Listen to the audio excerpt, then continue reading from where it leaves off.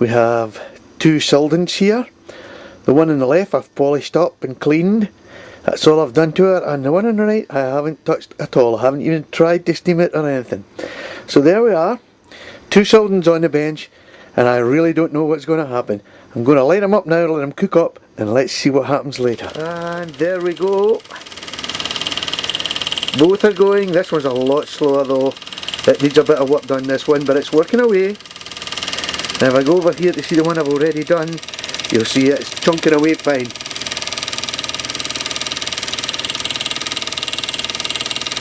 This is the other little engine, and it's going a lot slower. Needs a bit of work. But it's working away fine, although it's a bit slower than the other.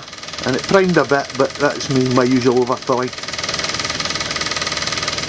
But I think we'll get that moving quite quickly. Now this one's running as it should. Perfectly well balanced engine. Love these Cyldons. Burners are something else. Burners are a work of art. And these two are well up in my collection. There's a little homemade funnel in this one, my very first attempt. It's not too bad, but the other one, that's the real McCoy on there.